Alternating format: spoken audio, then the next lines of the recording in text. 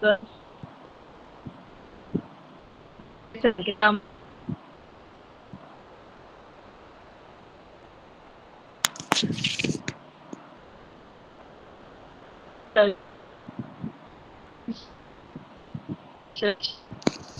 I will, sir.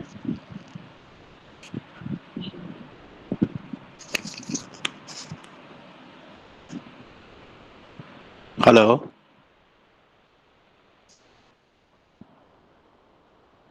Dr. Richa, So you may start your presentation. there is a break in your voice, Dr. Richa. Hanji. Okay. So, was the introduction not clear? Yes, yes. Now it appears to be fine. Okay, okay. So I welcome again all the delegates for this session. And our first speaker for today is Dr. Sachin Rai, who is additional professor in Department of Oral and Maxillofacial Surgery in Postgraduate Institute of Medical Education and Research, Chandigarh. He'll be talking on virtual surgical planning applications in OMFS. So over to you, sir. Thank you, Richa. Am I audible? Yes, Yes, yes. sir. Shall I start? Yes, sir, please. So, thank you for the introduction. A warm good evening to all of you, whoever is present here. Today, we have two webinars regarding the application of virtual surgical planning in exclusively in oral and maxillofacial surgery. So, there would be some overlap between the two speakers, me and Dr. Ankita, and which is bound to be because we are in the same field and we are doing almost the same kind of work. The whole point is to deliver the audience that the message that VSP is uh, applicable. It is there in India, and a lot of work is being done both at the institutional and the industrial level, where we can apply these science for the betterment of the patient. In PGI, we have been applying virtual surgical planning, or VSP, as I would call it from henceforth. We have been doing a lot of patient-specific implants for the last couple of years, where we have planned a resection of tumors, both malignant and benign, and then we have fabricated titanium-based implants for the restoration of form and function. Another field has been where we have applied VSP is in mandibular reconstruction with fibula with the help of our plastic surgery colleagues. We have applied VSP while we have doing the resection and applying the fibula and planning dental implants also. In orthodontics in PGI, the Dolphin software has been used for quite some time, almost a decade or so, when I would be knowing that. And all the orthodontic procedures, at least the complex ones, biojaw surgeries or craniofacial deformities, are planned over Dolphin software, and mock surgeries are being done. And in tandem with the oral surgeon and the orthodontist colleagues, we plan for the surgery and get predictable results. So VSP has been there for quite some time, and its application is being increased henceforth. Couple of key points before I start. Virtual surgical planning, or VSP, is a process that begins at the collection of the imaging data. That's how do we start. We we capture data either from a CBCT or a CT scan or a MRI, whatever is available. At our unit, we have a CBCT, which works very well in context of VSP or for fabrication of any implant. A treatment plan is derived through the manipulation of imaging data to visualize and predict an effective surgical approach and or reconstructive plan. Advantages for the use of virtual planning include improved surgical efficiency and reconstruction to a higher degree of accuracy, especially in case of mandibular reconstruction, which is a horseshoe-shaped body, and it's very difficult to reconstruct it the way it was prior to the surgery or prior to the disease when compared between the pre-operative and the post-operative imaging. So systematic application of computer-aided designing, or CAD, and manufacturing in healthcare has revolutionized diagnostic and intervention medicine. The digital manipulation of large-scale imaging data in a 3D way provides the ability to reproduce detailed anatomical models and to fabricate surgical guides, templates, customized implants, and other materials for mock surgery. The most important aspect of any planning is the workflow. For in context of VSP, the workflow is like this. The first one is the choice of imaging modality. What imaging modality are we going to use, and what our engineers are comfortable with? Data acquisition, patient workup, for example, pre and post surgical orthodontic workup, virtual surgical planning in tandem with the software engineers or designers and the surgeons, and finally the surgical execution. Now, each step of the case is critical. Meticulous effort placed in the early planning phase will increase the likelihood of success in the operating room. Every step is important. Every single flaw would be multiplied 10 times at the end of the table when we try to perform the surgery. So every step is very important and should be done with utmost care. To start with the imaging modality, we have CBCTs, we have CT scans, and we have MRIs. For a CT scan has high spatial resolution. That means a CT scan differentiate between two objects. Objects meet between the bone and the tooth, between the bone and the nerve canal, between the bone and the cancellous and the cortical bone. This is very well depicted in the CT scan. And with all practicality, OMFS or maxillofacial surgery mostly deals with the CT scan in context of virtual surgical planning or any other planning otherwise. But now cone beam CT is almost there in every center. The radiation exposure is less compared to the CT scan. The contrast is poor, but as I said, VSP is mostly done regarding the hard tissue, and cone beam CBCT does very well in the hard tissue morphology and anatomy. MRIs, we don't have personal experience regarding MRIs and virtual surgical planning, but they have superior contrast resolution.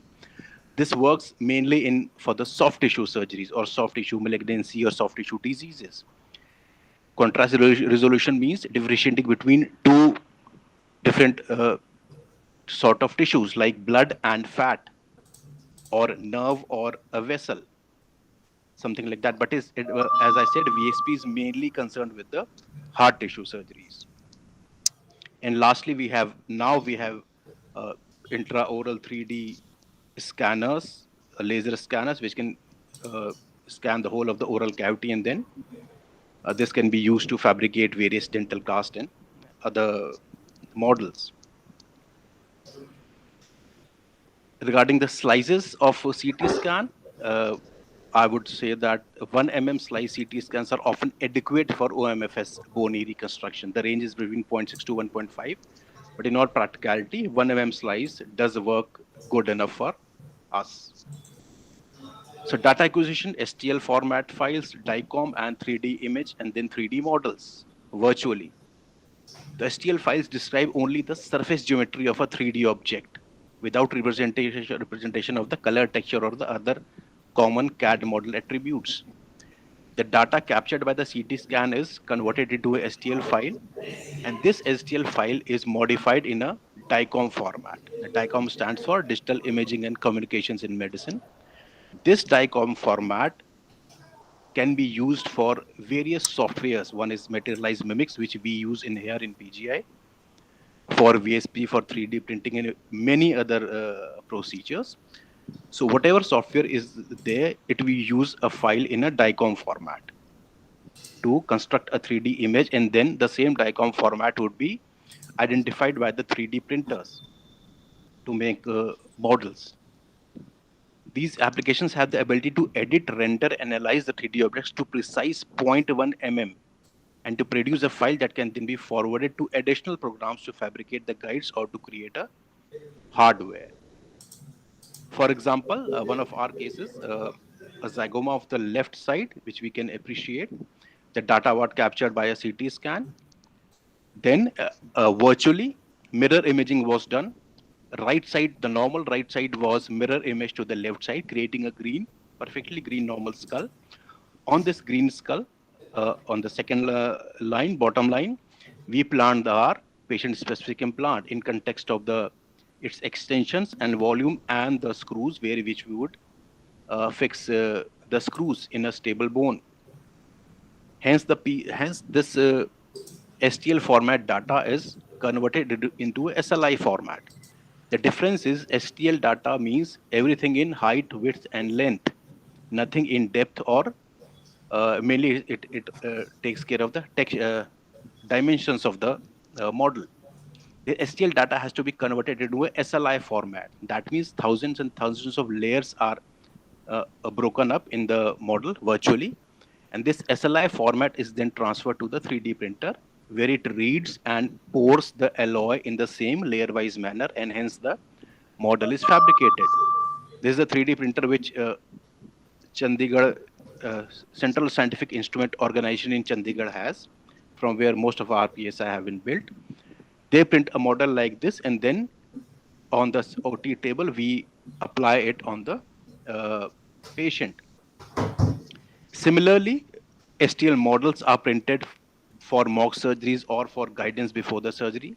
The good point is they are very cheap, very economical, and every 3D printer can print this. They are polymer or plastic made. With these kind of models, we can plan our osteotomies in major surgeries or even dental implants. For a dental implant, we need the three-dimensional healthy bone around the implant, which we can visualize here. And the next thing is depth of the location of the nerve. These two things are important in context of a dental implant. And similarly, the maxillary sinus in the maxilla. All these things can be predicted on this model and also virtually on various softwares in dental implantology. So whether planning for a tumor resection, panfacial reconstruction, or orthodontic surgery, the acquired anatomical details must be digitalized and translated into a VSP software, for example, Mimics, to create surgical guides and custom implants to facilitate a successful surgical outcome. As I said before, every inaccuracy accumulated at each step can multiply 10 times and then affect the overall result. So coming to the applications in various subspecialties of maxillofacial surgery that Dr. Ankita would be taking care of thoroughly, I assume. Just a couple of slides for each subset of the spectrum of maxillofacial surgery. First is maxillofacial trauma, the most common things which we see around as oral surgeons. In context of maxillofacial trauma, it is the orbital trauma where we need the most the help of a virtual surgical planning or models to plan our floor reconstruction or the wall reconstruction. This is because of the complex nature of the orbit. It holds one of the most important sensory organs, the eye, which is the most important structure in head and neck. And hence, any iatrogenic damage cannot be done during surgery. And while dealing with the orbit, you are dealing with many other issues. Yeah, like you are at the bottom of the base of the skull. Posteriorly, you are trying to hit the optic nerve. You may damage a couple of blood vessels in and around the orbit. Hence, VSP in context of orbital trauma is being done prolifically around the globe. Couple of publications, Kai and colleagues from China studied 58 patients and found that VSP guided group had significant fewer complications than the conventional group. So for orbital trauma, navigation and VSP do work and give very good results. Just for example, this CT scan depicts a fracture of the orbit of the left side, and the extension of the template was designed and then fabricated with PEEK material and then put in the orbital for reconstruction. Coming to orthodontic surgery, VSP is ideal for orthodontic surgical planning as well. It provides for precise and predictable movement of the maxillofacial skeleton in an efficient and effective manner compared to with conventional model surgeries.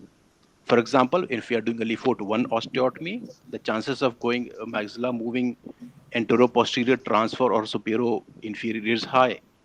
Unless and until we have precise guidance by a dental splint or other model surgeries or mock surgeries, there are chances that there could be malalignment of the maxilla. Similarly, in context of mandibular surgeries, the condyle is a freely movable element when we have done the osteotomy, and then it can go and get fixed at a wrong place, and hence a condylar sag or any other issues can be seen in the post-op period. Hence, VSP does help in case of orthodontic surgeries, at least in bijaw surgeries. And with VSP, we can uh, check for lateral ceph on the patient's face. We can move the jaws singly or both of those simultaneously, and then we can check the soft tissue changes in the profile of the patient by moving single jaw or both the jaws, and then we can plan our surgery in context of movement of the jaw, either mandible or the maxilla. Similarly, we can superimpose our stone cast on the CT scan, and hence we can see the relation of the occlusion or a mandible in the centric position with the craniofacial base. The most important aspect of VSP world over is in pathology and reconstruction. Hands down, it is where it is most required actually. So VSP is used extensively in the management of maxillofacial pathology for its ability to virtually visualize pathology and to provide guidance on the location of resection margins.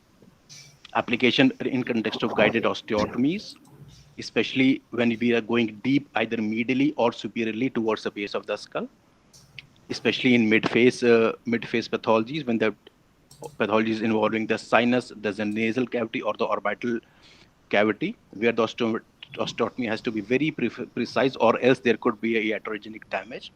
In these cases, a very nice planning can be done on the VSP, and then minimum morbidity would be encountered in context of pathologies. Surgical planning allows for such resections to be performed with greater confidence when visual cues are absent. Furthermore, the proximity of the vital structures, the skull base structures medial to the condyle, the foramen, can be accounted for and designed into the cutting guide to prevent inadvertent injuries. And if we couple it with the three-dimensional navigation, the chances of a successful outcome are very, very high. Recent studies demonstrate the benefit of VSP and navigation by reporting a statistically significant difference of 91% of patients in obtaining a clear margin along deep tumor margins with an accuracy of less than 5 mm difference of the actual resected planning compared with the virtual planned margin. So the chances of getting a healthy margin is very, very high when we have done a virtual mock surgery on the virtual platform. For example, this particular tumor, a very aggressive tumor, crossing the midline, the data was transferred to the Mimic software, and as such, and we can see the pathology now. The resected mandible is marked in red, and this part has to be reconstructed with a fibula. Now we have exact dimension of the defect which we are going to create, and the location of the location and angulation of the cut also. So we can prepare a jig or a guide to cut the mandible at the same place, and the same jig or guide can be applied to the fibula virtually, and then the whole guide can be fabricated in a plastic model and applied to the fibula. That means the fibula would be cut on the same location and angulation what the recipient site is requiring. And then virtually we can apply the fibula in the place, and then we can plan dental implants also in relation to the maxillary occlusion, like in this case. So everything, the bony base can be formed, and the dental implants can be planned simultaneously in case of virtual surgical planning, which is almost impossible if we don't have something like that in our facility. So some clinical pictures, the fibula was, the jig or the guide was applied to the fibula. It was cut in the same angulation and applied to the donor site with dental implants in place.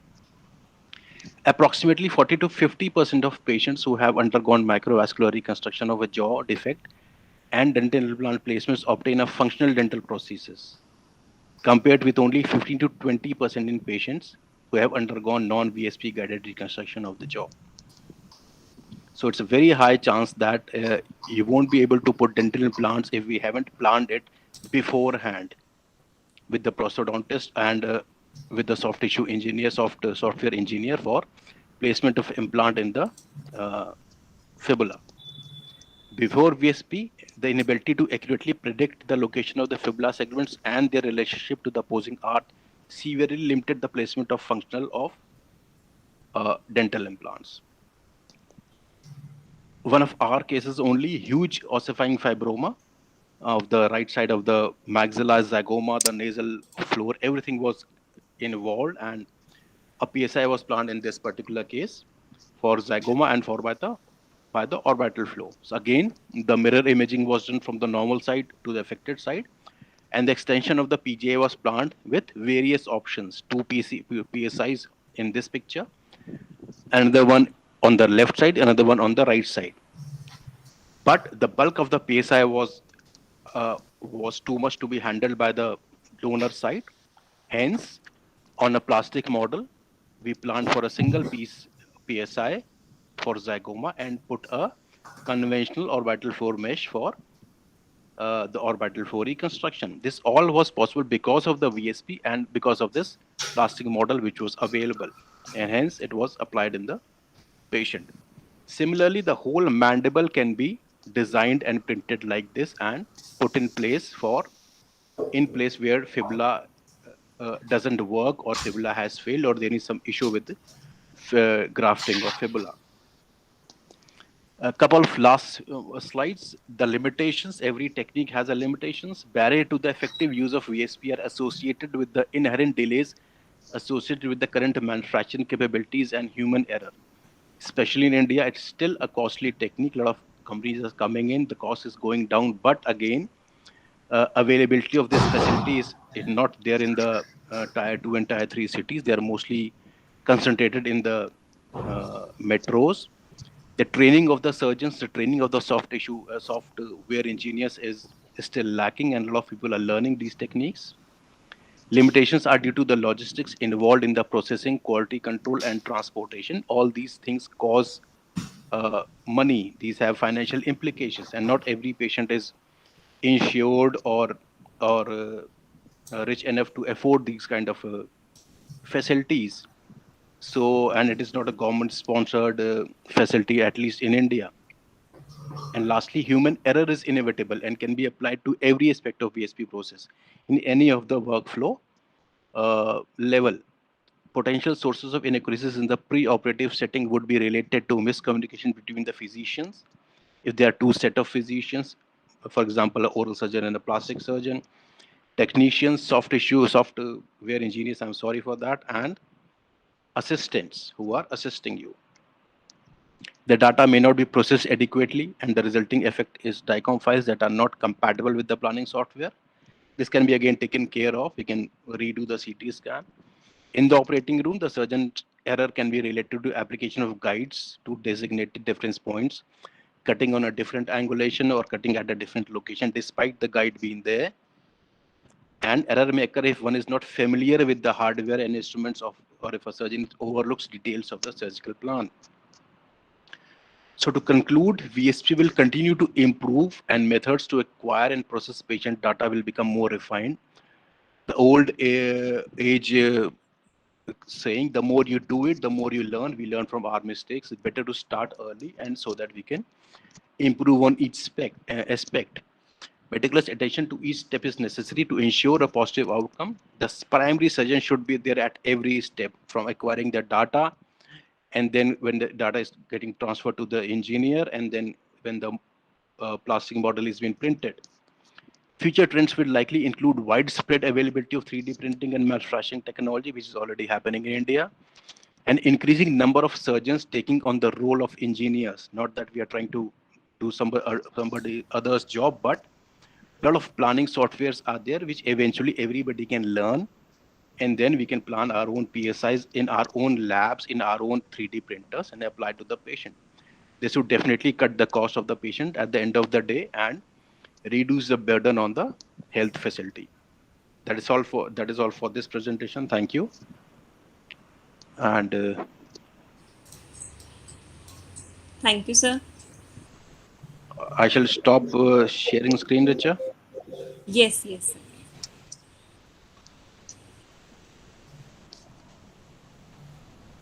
So our next speaker for today is Professor Ankita Modi, who is a professor in Department of Dentistry, AIMS Jodhpur. I invite Dr. Ankita to share her presentation.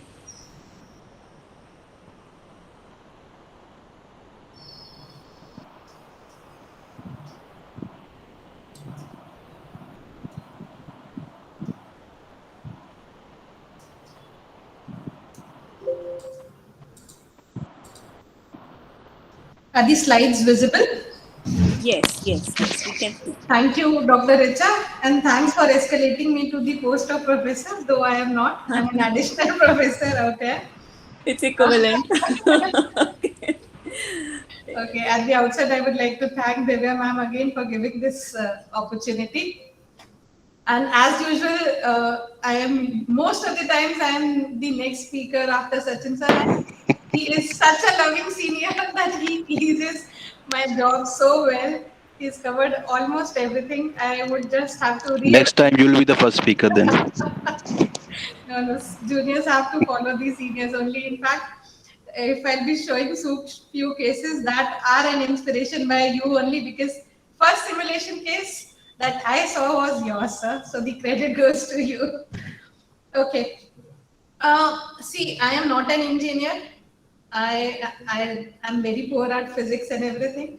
I'm not an orthodontist who's very savvy with the softwares that are available. But I'm actually the end user who can tell you what exactly difference we get in our work with the surgical simulation and VSPs, virtual surgical planning. So I'll begin with the case that we had done in a conventional way, and then we'll exactly tell you where were the lacunae and where is the space for this precise planning and patient-specific implants or planning to the detail which is possible virtually. So starting, we had a case of hemifacial microsomia with an obvious facial asymmetry. He was concerned that his right side was deficient and the left side there was a fullness out there. His midline was shifted. His lower half was almost shifted towards the right side. And on the CT, you can see that it's a hemifacial microsomia case of Prozansky 2A probably. And this was his profile. You can see the right side, even the ramus height is deficient. It's one of the common entities that maxillofacial surgeons see whenever an asymmetry comes into picture. And face is one thing where any minute amount of asymmetry also becomes very evident. So an asymmetry that is of this grade needs a good precise correction. So this was the OPG. You can now see the difference in the height of the ramus on the right side and the abnormal and the normal side. Patient was planned for distraction along with Le Fort 1 osteotomy. So what was done was Le Fort 1 osteotomy was done and it was fixed on the normal side and a distractor was placed in a conventional way and the plan was to distract it completely. We got the distraction. This is the amount of distraction that we have got. This is the kind of correction that we have got. The face, lower face, which was totally towards right, has come towards the midline, but it is still not exactly in the midline. Now you can see that the right side, which was absolutely deficient in height, you can see an appreciable difference in the height. But then why could we not, and this is again the distracted bone amount, which is around 14-15 mm, but why could we not get the desired result? The reason was when we opened, and especially such as Sachin sir was saying, that our face or mandible is a 3D structure. It's not a tubular bone like long bones of orthopedic people, which will have somewhat uniform shape. Our bones have very different shape on all different sides. So giving a good alignment or giving a good reconstruction requires very precise planning. And in especially such deformed cases where the ramus that is available to you when you open is really small, you don't get to see the normal anatomy. We are trained to see the normal anatomy. In such cases, with conventional thing, when you open, there are chances that the placement of your osteotomy or distraction can go wrong, or may not be exactly accurate. So what happened? We could get the distraction, but it was not in the direction we actually aimed. It was going more posteriorly. So that was the reason that the desired result could not be achieved, and then we had to correct it. The next plan was doing a chin surgery to correct the midline and doing some orthodontic camouflage, which is still pending.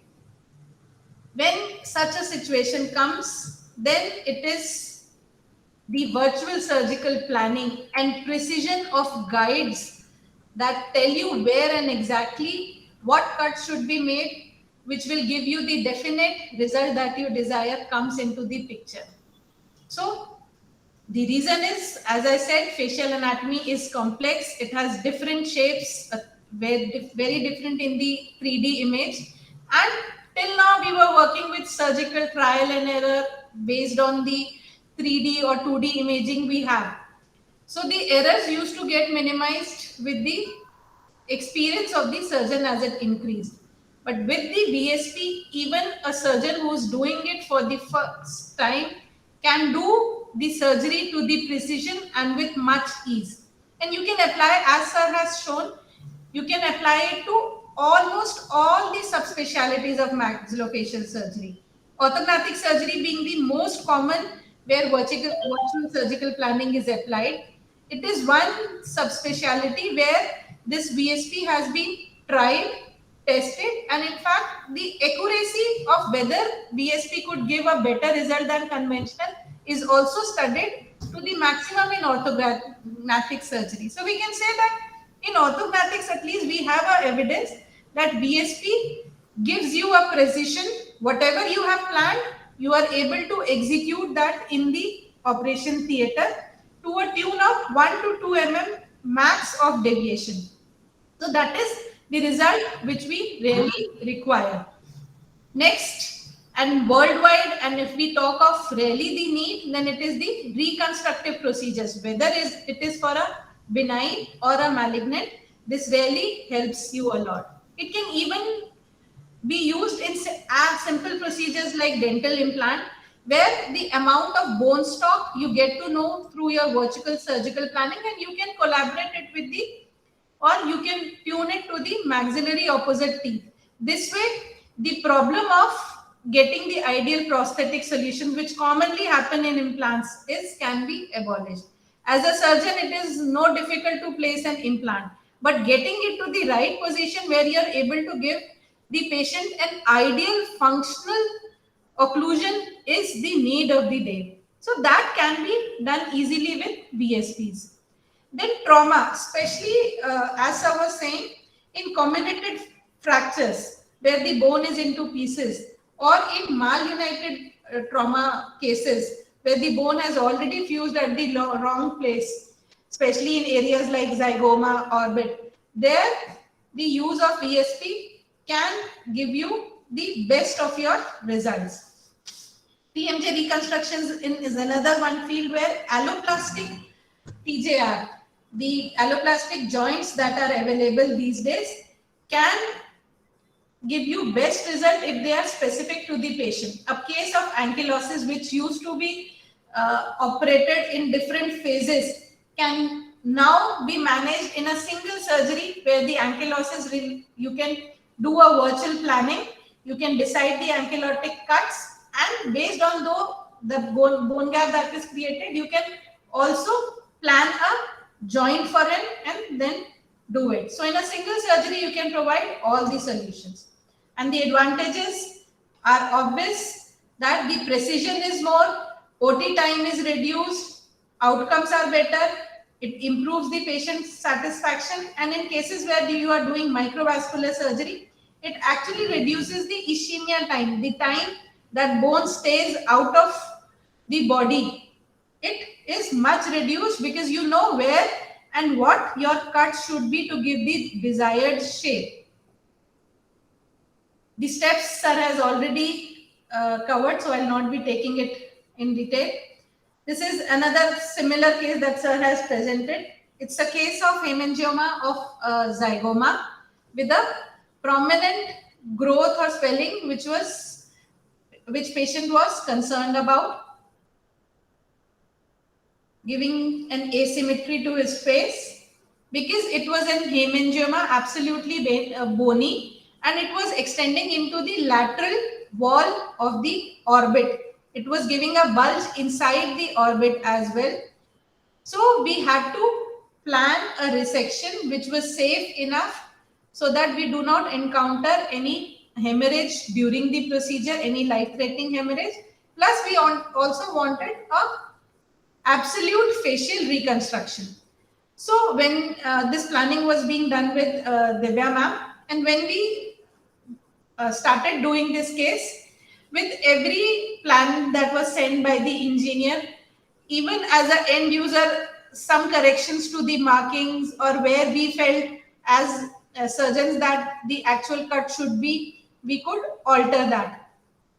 This was the first design that was being made by the engineers.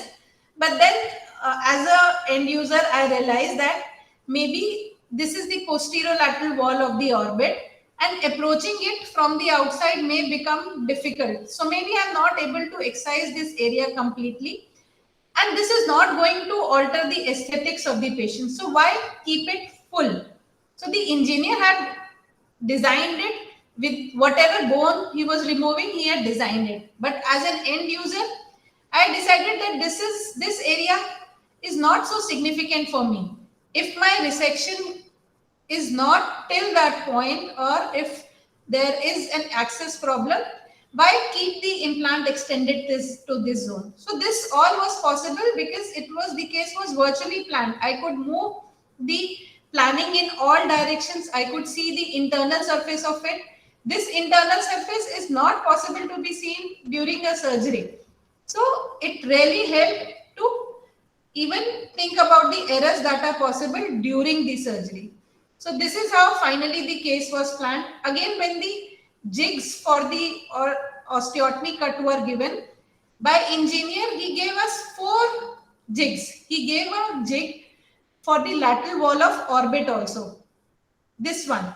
But then we realized that maybe it will not be easy. This axis will not allow us to put a jig on inside the orbit as well as at the outside area. So we asked him, he had made it a continuous jig. So we asked him to separate it into 2. And that is how we decided whatever jig will fit, we'll put that one. So this is how he made 4 separate jigs for us then. And this was the implant that was designed. All these minor corrections were possible just because the case was virtually planned. And we could think and analyze what problem, where it can happen. So this was how the case was exposed. This was how the jigs were fitted at all 3 sites, the osteotomy done. And this is how the patient-specific implant was fixed onto the desired place. And this is the correction that we have got. You can see the difference in the projection. This is immediate post-op. And the same, whether our patient-specific implant could actually replicate the result was again checked with post-op X-rays. You can see the contour on right and left is appreciable. This can be appreciated much better on the post-op CT. You can see the contour of zygoma on right and left. It matches exactly. So that means we've got the desired result. This is another case of hemifacial microsomia, which is yet to be done. But learning from our first case, now we have decided and planned it virtually. We've done the virtual surgery. We've decided how much of maxilla to be moved down, how much to be rotated, and then how much of genioplasty segment to be moved forward. So we expect to have all these movements that we have planned on the virtual will yield us the jigs which we can place during our OT, and along the planned jigs we can do the planned osteotomy. As sir said, in reconstructive surgery, this is not my case, this is a case from a journal, especially where fibulas and such massive reconstructions are being done. It's a case similar to sir.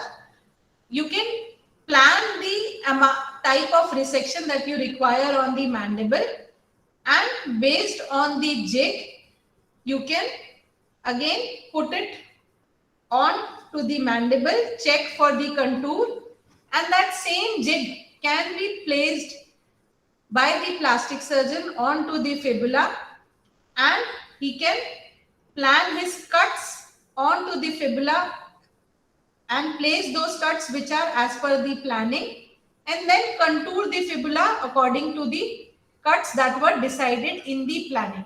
So for every cut on the mandible or on the fibula, the jigs are given. So through these precise markings, you make osteotomy cuts so that the desired planning is executed to the fullest. So this is how even this V shape or this angle could be incorporated onto the fibula by giving the cuts of this V according to the jig. Then alloplastic TJR, as I said, in a single go in a case of ankylosis, you can plan an osteotomy cut. Based on the gap that will be created, you can plan a total joint replacement as well.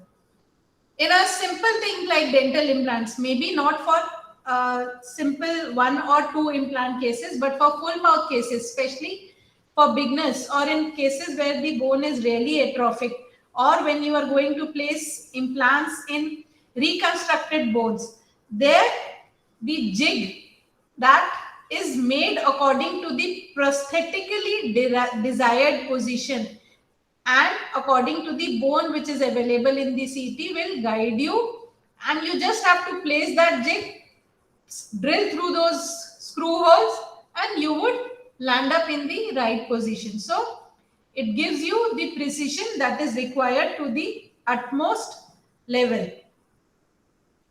The studies have found that in orthognathic surgery, the precision that was possible with a conventional method of almost 7 mm improved to a value of 4 mm. A 3 mm of discrepancy could be avoided. Another study which showed that with conventional there used to be a deviation of 6 mm, which as surgeons we always see that the splints that were being made, acrylic splints that were made by conventional method, many of the times that splints did not fit well into the OT, and that used to be a cause for the problems in the OT.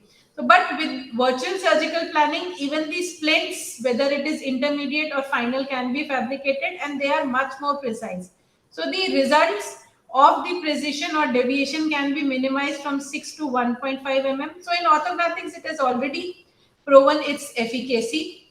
Only thing it requires is the accuracy of the CT, as I was saying. The slice thickness should be less and the printer should be of good quality. This is another study in which the free fibula was reconstructed and was eventually checked whether the planned result, whether we could get that or not, and they found that the discrepancy was hardly of 1.7 mm and 4.6 degree. So they concluded that VSP confers reproducible precision and accuracy for free fibular implants, free fibular reconstructions. Then there was a study. VSP has become quite common in India also, as maybe in metro cities, but eventually it is going popular in other places as well. So a study was done where 136 computer-assisted cases were evaluated, whether they could be followed to the precision or whether it was whatever was planned, the surgeon could execute it in the OT or not. This check was done and it was found that 84% of the times the CAD that was done was found to be accurate. The problems they said was whenever the bone was in 2 or more segments, there the planning could not be replicated, and different reasons have been given for it. They found that 85% it was complete, 11% of the cases it was followed to the partial, and only in 4% of the cases the planning had to be abandoned and surgeon came back to his conventional method of going by his own wisdom. And the reasons they gave was, at times the CT scan which was done was an old CT, planning was done an old CT and the disease had progressed till then, or the condyle position on the scan was not accurate, which led to a malformed splints.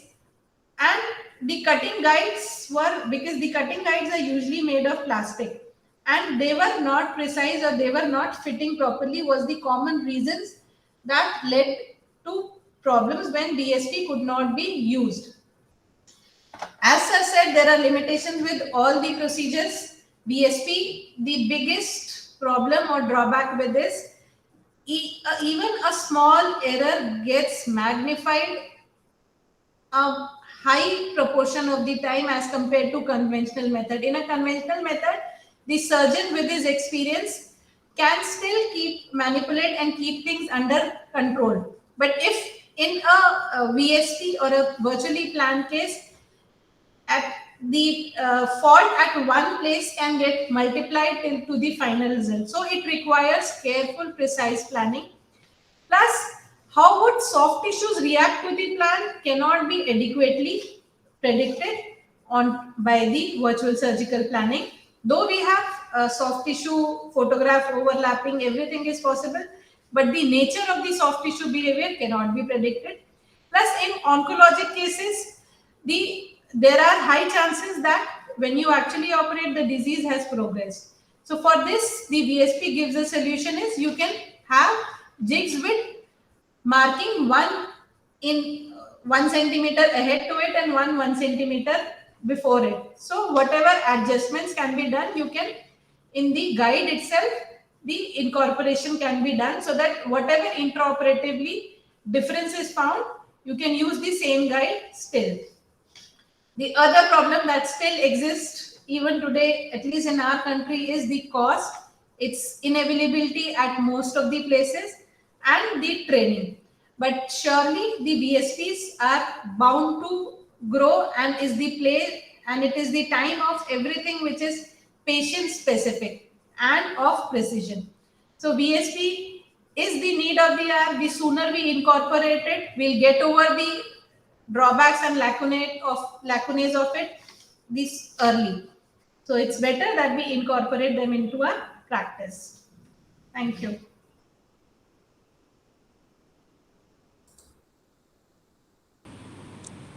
Thank you, Dr. Ankita. Very nice presentations, both of our speakers. Thank you, sir. So, can we have some questions? Let us see. Any queries, participants, please put them on chat box, or if you can unmute and ask, raise hand.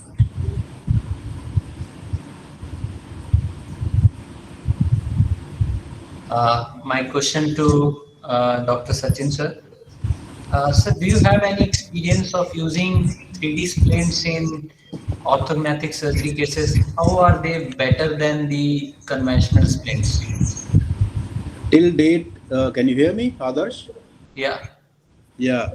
Till date, we have been using the splints which we fabricate ourselves in the lab. Last time, I remember 1 or 2 cases, there are a couple of labs which have come up in Chandigarh now, known to us. 1 or 2 of them have offered to make splints for free right now. So we have used 1 or 2 in the last few cases. No significant difference was noted between the 2, because one which we used to make ourselves in our lab works as good as the 3D customized splints. For any craniofacial reconstruction, major syndromic cases, once we use it, we can deliver our experience. By going by the literature, in complex cases, craniofacial deformities, in those cases, 3D customized splints would definitely be better. But I don't have any experience in context of these splints. For the last 1.5 years, most elective surgeries were shut down. That is one more reason that we are mostly doing cancer and trauma, so orthognathic took a back seat. things are back in shape now, so we'll be hoping to do what you are demanding from us. And do you have intraoral scanner at your center?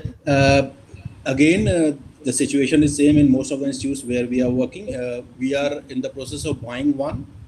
Everything is finalized, I guess, and we'll be having it very shortly. The orthodontics people are very much into it, and we'll be maybe within a few days or a month we'll be getting one of them. Okay, thank you.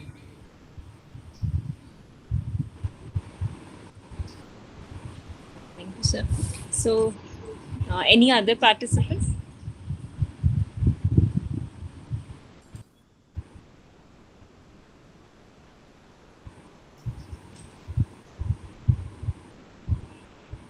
Ankita, the zygoma implant which you placed there, what was the issues which you encountered?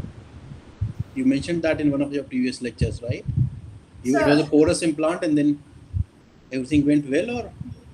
Yes, sir. Everything went well except one of the jig, which was a problem. But otherwise, it was to the precision. The problem was not with the planning. The problem was the extension onto the intraorbital rim side got fractured when we were fixing it. So it was basically with the material that we faced the problem. तो आपने क्या किया? वो fracture हो गया, वो arm fracture हो गई, तो क्या किया आपने फिर? So we had fixed it at rest of the 3 places. Okay. But as per the planning, the splint was extending well beyond the area. So it could not be stabilized on the 4th point. It had a stabilization at rest of the 3 places. 3-point fixation कर दिया था. Yeah, it was sitting passively, so it did not give us any problem basically. Zygomas usually work well, static bones compared to mandible. Yeah. It's the mandible which gives trouble. It's moving all the time. So, but as you were saying about these splints, as a postgraduate, I remember that whenever your center does a lot of orthodontic procedures, so your PGs are also well trained in making The those. orthodontic PGs. Our PGs are a bit. Okay, orthodontic PGs done. I remember as a postgraduate, we had to make these splints in our place. And whenever the surgery was there, we could not concentrate on what surgery or what these steps were Whether the going on. splint would fix or not. कि splint fix होगा कि नहीं होगा पूरा time इसी का stress रहता था. So it's better. I have similar stories to share from Lucknow, but I would reserve it for some other time. Okay. There's a question, Richa, on the Yes, sir. So, which what material? material? For use PMMA for? mostly. PMMA. Okay. The lab people use PMMA, maybe some modified version, but it's mostly the PMMA polymer. Right. Peak is a bit costly. PMMA is quite cheap actually. Cheaper. So jigs तो और किसी और inferior material की very low grade. Depends on the lab. Depends on the lab. Right. छोटे lab वाले बना देंगे. If one single use होता है तो we can play with it. We can save the cost and all. Right. Yes.